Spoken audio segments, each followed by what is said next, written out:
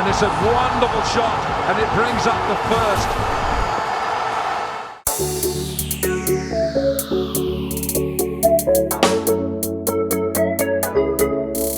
Hi, this is DJ Bravo, and you're watching Wired 868.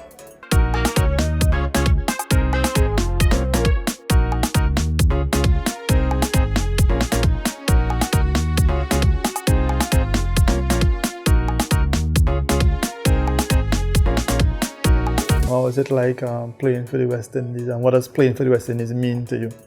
Well, it means a lot because, again, in the Caribbean, 75% of boys growing up, they want to play for West Indies. Whether you think you're good enough to play is one thing, but because cricket is the only sport in the region that really unify the people. There's football and all this stuff, but it's island versus island kind of thing. Track and field is islands versus islands, where cricket is all the islands come together to represent the West Indies. And you hear a lot of prime ministers said they will give up their position just to be a West Indian cricketer, because again, the history of West Indies cricket, is strong. Back in the days with all the 3Ws, Sir Viv Richards, Clive Lloyd and these guys, they lay a foundation that, make Caribbean people feel proud of being West Indians. And for me, yes, I come into the team at a time when West Indies cricket was going down, but it still was an honor to represent the West Indies and the Caribbean people. And I won 2 World Cups, which is good, and that in itself gives people hope at some point in time. One day, maybe West Indies can regain some pride in world cricket. What was it like, the pressure in terms of playing for the West Indies at that time when you did? No pressure. I'm just a young kid that's 20 years old when I first get called up, and I was just excited to be in the dressing room with the likes of, Brian, Sawan, Chris Gale was there, all these guys who were there, Chanda Paul. So I was just excited. You see them on TV, and you never expect to be in the same dressing room with them, be teammates with them. So the early days was fun.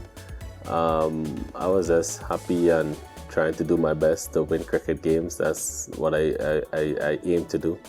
But it was challenging because, we didn't have much success apart from the 2004 Champions Trophy. We won that, but we didn't have much success after that. Okay, what would you say are your best moments in the Maroon Cup? What stands out? I know there's that. Well, again, 2004, the Champions Trophy under Brian Lara. Then we won the ICC T20 World Cup under Darren Sammy on 2 different occasions. The last one was a special one also. So I guess that is the real highlight to those 3 main tournaments. What made the last one more special? Because going into the last one, there was so much negative things against the players. A lot of people question the players' commitment, question whether we actually want to play for West Indies. Some people say we choose club over countries and all these things, and all these things are far from the truth. So it was just like we going there, it was us against the rest of the world. And the media write us off, that no one give us a chance. So it was just us there. And when I remember releasing the champion song after the first game, and the coach first someone said we're going to use this song to inspire us throughout the tournament, and then they take off. What would you say is, what would you attribute our success to in that format as opposed to the other formats? Why are we doing that well in T20 and not as well in the longer versions? Because I think our players play in all the T20 leagues around the world. So when you play in those leagues, a lot of people say, oh, they just play for money and they make money. But you gain experience, you learn. So when you get that experience from outside, when you play in Australia or in India and you play with those same players who you're going to come up against on an international scale, you already know some of their weakness, you already know some of their strengths. So when we come back as a unit to play T20 against the same players we play against around the world, that's why we dominate them in T20 cricket. But we don't play 4-day cricket in their country. We do not play 50-over cricket in their country. So it's a big difference. So all this experience that we gather and all this information that we gather, when we get together as a T20 unit, it's difficult to beat us. Now you see what's going on now with the T20 team. They're getting legs. There's no one there. There's no experienced players there. They are good players, talent-wise, but talent can only take you so far.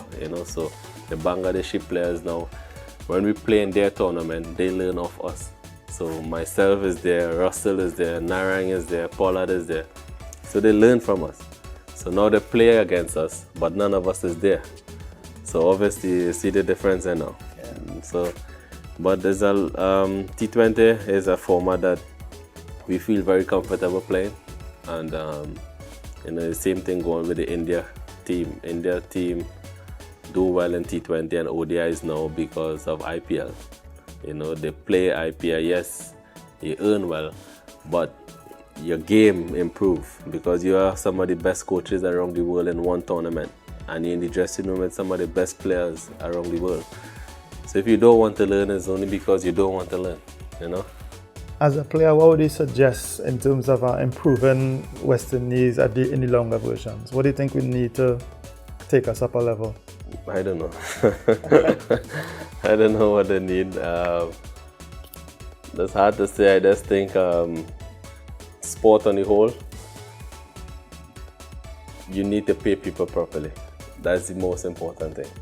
If you want to have the best players or the best athletes, because this is their life and their job, you need to pay them properly.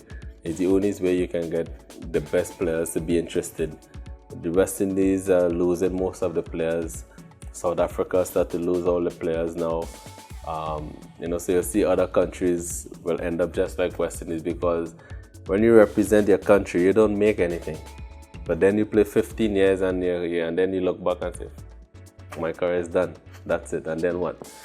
So you create an environment where players are paid well. So therefore, they have no choice to play for you and give you all, give their 100%. They don't have distractions. They don't have to weigh up, options and all these things. So the bottom line is pay people well. All right. You went on, of course, to be one of the most recognizable cricketers on the planet. You think you fulfilled all the dreams you had in the sport as a young man?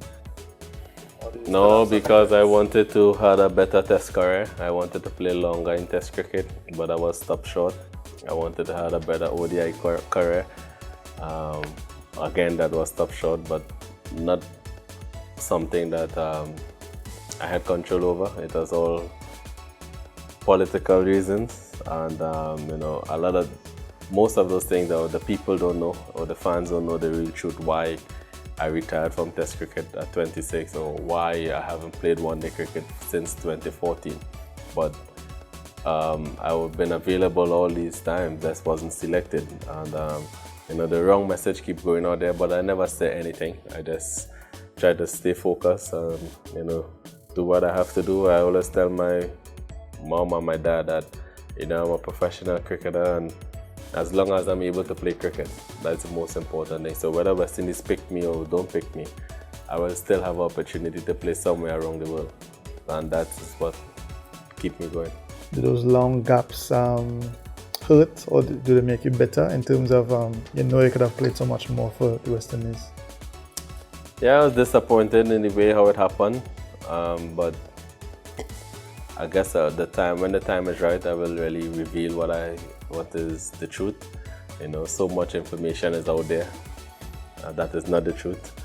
So I guess in the right time, but I'm still playing, and I hope that one day I'll get to represent the region again at some level. Definitely not Test cricket. I will not play again, but one day on T20s, hopefully I get the opportunity again. But again, I could only do so much.